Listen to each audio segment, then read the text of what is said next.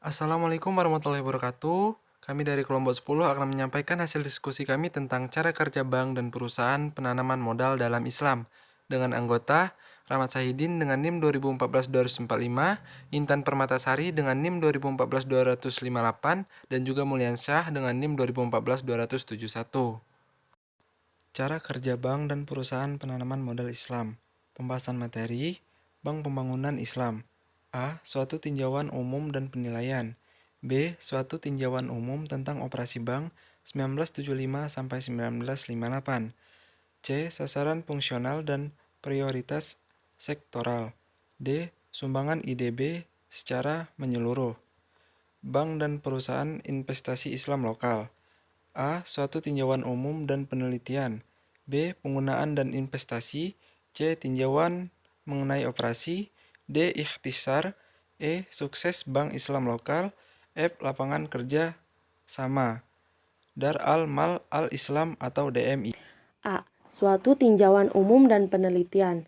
Bank Pembangunan Islam atau Islamic Development Bank atau IDB dibentuk menurut deklarasi tujuan yang dikeluarkan oleh suatu konferensi menteri-menteri keuangan negara Islam yang diselenggarakan di Jeddah dalam bulan Zulkaidah pada tahun 1393 Hijriah atau Desember 1973.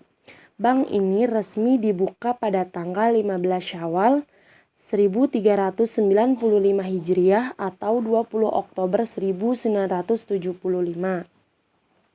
Adapun tujuan bank ini adalah untuk memupuk perkembangan ekonomi dan kemajuan sosial negara anggota dan masyarakat muslim secara sendiri-sendiri maupun bersama-sama sesuai dengan prinsip syariat. Fungsi bank ialah berperan serta dalam modal usaha dan bantuan cuma-cuma untuk proyek produksi dan perusahaan, di samping memberikan bantuan keuangan kepada negara anggota dalam bentuk lain untuk perkembangan ekonomi dan sosial. Bank juga diminta membentuk dan menjalankan dana khusus untuk tujuan tertentu, termasuk suatu dana untuk membantu masyarakat Islam di negara bukan anggota. Di samping mendirikan dana perwalian, bank dibenarkan menerima deposit dan mengumpulkan dana dengan cara apa saja. Bank juga diberi tanggung jawab membantu memajukan perdagangan luar negeri, terutama dalam barang modal di kalangan negara anggota. Memberikan bantuan teknik kepada negara-negara anggota, meluaskan fasilitas latihan untuk personil yang turut dalam kegiatan pembangunan, dan melakukan penelitian guna memungkinkan kegiatan ekonomi, keuangan, dan perbankan di negara-negara Islam sesuai dengan ketentuan syariat. Adapun menurut laporan IDB 1979, keanggotaan Bank Dewan ini terdiri dari 44 negara.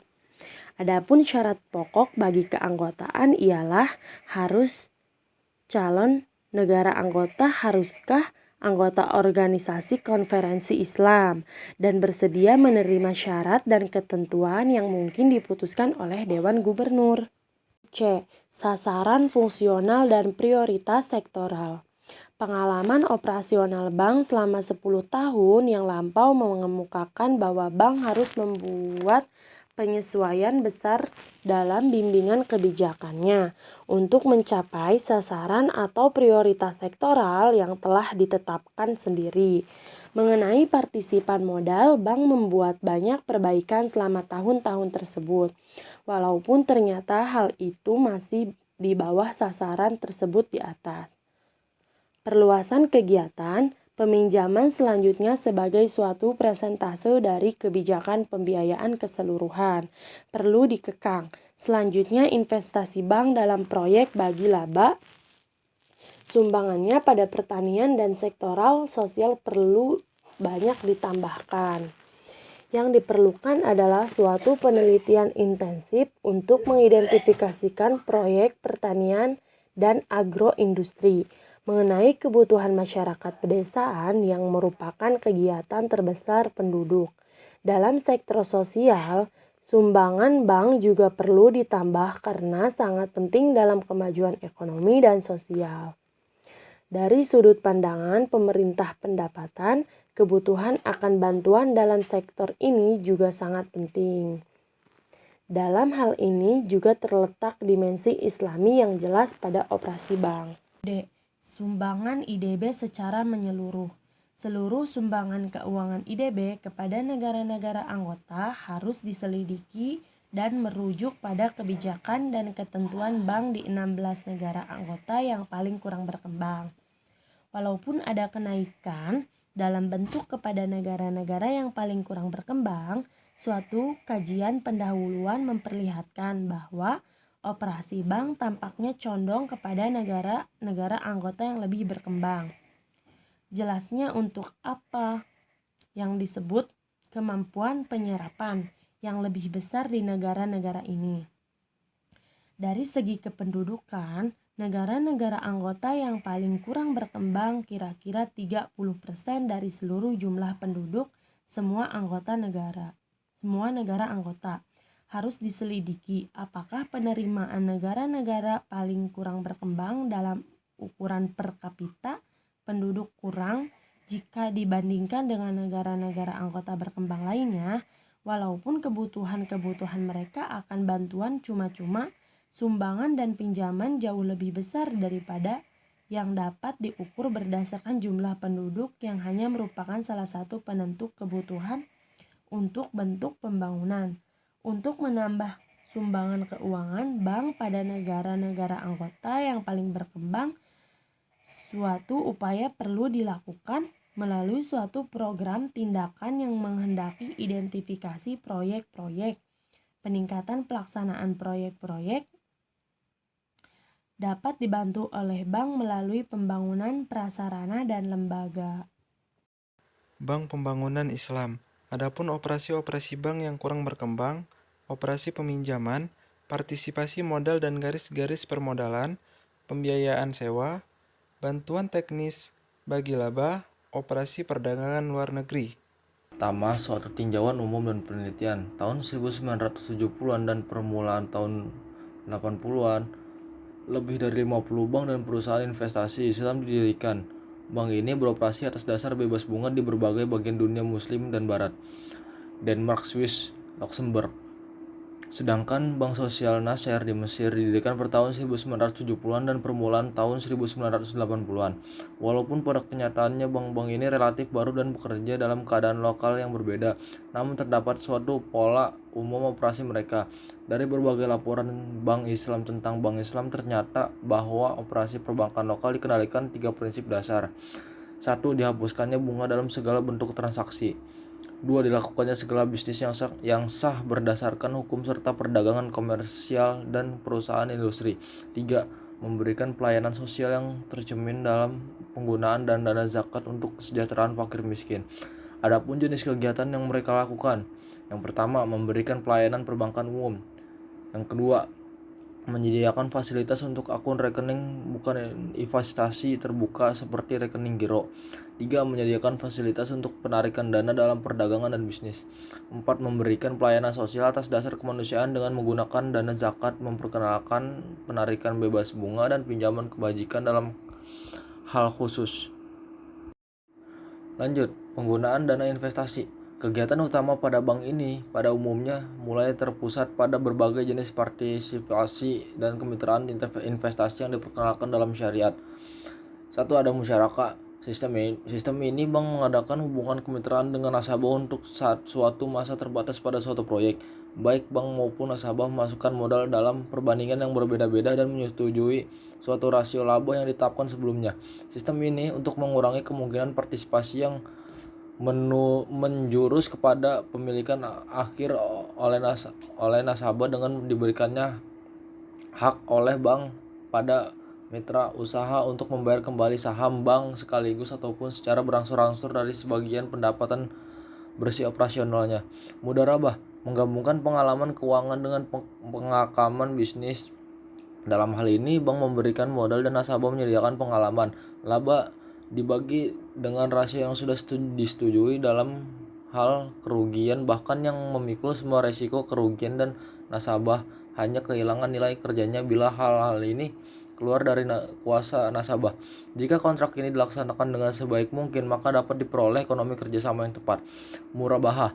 Dengan ini, bank membeli komoditi untuk para nasabahnya dan menjual kembali sampai harga semaksimum yang ditetapkan atau rasio laba yang ditetapkan pada harta semula unsur tersebut kepada si penjual. Maka pelanggan diberikan sedikit perlindungan terhadap pengisapan yang tidak wajar. Lanjut, tinjauan mengenai operasi. Pada kenyataannya, legitimasi transaksi penjualan murabaha atas dasar suatu jumlah yang tidak menyesatkan atau curang tidak menghindarkan kemungkinan menetapkan harga penjualan jauh lebih tinggi daripada biaya semula. Laba yang tidak wajar dan berlebihan merupakan unsur riba yang dilarang Islam. Yang diperlukan ialah menentukan batas-batas kebebasan bertindak bagi para peserta dalam transaksi. Demikian terkandung resiko dan bahwa jumlah waktu yang digunakan bank di samping menyediakan keuangan untuk melaksanakan rencana investasi ini sebaik-baiknya membenarkan tingkat laba. Tetapi orang dapat menganggap kondisi hipotesis lain yang membuat penggunaan murabaha dapat menjadi sangat efektif. Satu kemungkinan bahwa yang merencanakan adalah bahwa murabaha menjadi suatu bentuk penjualan komisi. Kemudian ini orang-orang diperkenankan memperoleh barang-barang dengan kredit dan kemudian menjualnya kembali atas dasar murabaha yang menambahkan harga satu jumlah tertentu atau suatu tingkat laba tertentu berdasarkan harga pembelian. Selain hukum murabaha dalam Islam juga ada tauliyah dan wadiyah.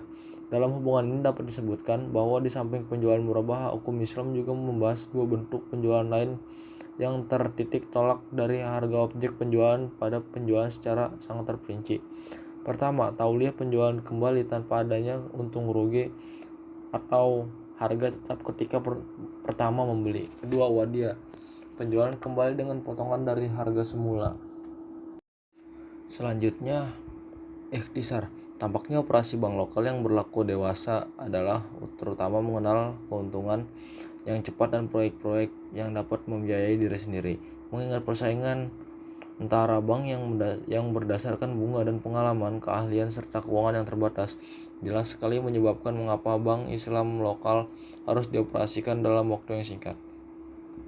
Walaupun perusahaan investasi Islam juga mengeluarkan obligasi Islam atau obligasi al-muqarrado, surat berharga Islam atau sertifikat al-mudarabah atas dasar pembagian laba, dan sertifikat pinjaman atas dasar tidak untung dan tidak rugi guna memobilisasi sumber daya.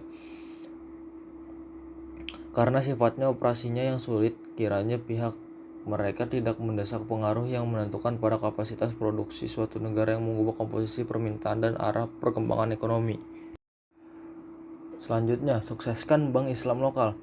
Walaupun terdapat kesulitan bekerja dalam lingkup ekonomi yang tidak menguntungkan, hampir semua bank Islam memperlihatkan bahwasannya tingkat laba pada modal mulai dari 9% sampai 25% yang tidak tercapai oleh bank-bank umum berdasarkan bunga. Pada deposito investasi telah dibayarkan laba pada tingkat 8-15% oleh berbagai bank. Bila momentum ini dipertahankan dan bank-bank Islam berhasil mengerahkan bagian tabungan yang lebih besar, mereka dapat mempengaruhi manajemen perusahaan mengeluarkan surat-surat berharga yang diterima syariah. Ini akan mempunyai jarak jangka panjang pada perubahan kelembagaan yang diperlukan oleh bank-bank ini. Dapat diketahui bahwasannya banyak bank Islam dan perusahaan investasi melakukan usahanya tidak hanya di negara mereka masing-masing dan dalam perdagangan internasional dan keuangannya, tapi juga dalam perdagangan internasional dan keuangan dalam prinsip timbal balik. Lapangan kerjasama. Telah dilaksanakan lapangan kerjasama dan diserahkan kepada IDB dapat dengan mudah mengambil alih fungsi suatu kantor clearing sentral. Di samping itu, bidang kerjasama selanjutnya di antara IDB dan bank-bank lokal dapat dijelajahi dan diselidiki antara lain: 1. Penerapan garis-garis permodalan atau keranjang belanja dan perluasan pinjaman, penyewaan, operasi, pembagian laba, dan bantuan teknis. 2. Pengembangan pasar-pasar untuk surat berharga yang dapat ditukar. 3. Penyelenggaraan unit-unit latihan yang bergerak dan unit pelatihan proyek.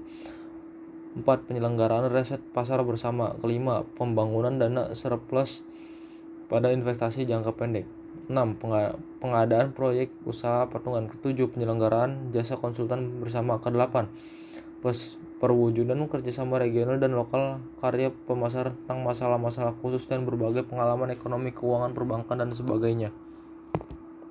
Dar al-Mal al-Islam atau DMII. Dar al-Mal al-Islam adalah perusahaan investasi terbesar DMII, dibentuk dengan akta pendirian pada tanggal 27 Juli 1981. Berdasarkan hukum persemakmuran Kepulauan Bahama sebagai suatu badan hukum tersendiri, dengan modal dasar nominal 1 billion, berdasarkan syarat-syarat akte tersebut, semua harta perwalian di bawah pengawasan keuangan dan investasi-investasi dikelola oleh administrator perwalian, DMII, Sagnef, seluruh anak perusahaan yang sebelumnya dimiliki Swiss. Operasi kelompok DMI mulai pada tanggal 1 Januari 1982 dan modal keseluruhan yang dikeluarkan pada tanggal 30 Juni 1982 adalah $307.622.906. DMI suatu perusahaan induk multinasional yang dibiayai oleh Pangeran Muhammad Al-Faisal, merencanakan untuk mengadakan jaringan bank yang meluas di seluruh dunia, perusahaan asuransi, dan perusahaan asuransi yang bekerja menurut prinsip syariah. Selama 5 tahun, DMI merencanakan mendirikan 28 bank Islam Faisal, 9 perusahaan investasi, dan 5 perusahaan asuransi di negara-negara Islam maupun Barat. Baiklah, mungkin hanya itu penjelasan dari kelompok kami. Lebih dan kurangnya kami mohon maaf. Kami akhiri. Wabillahi taufiq wal hidayah. Wassalamualaikum warahmatullahi wabarakatuh.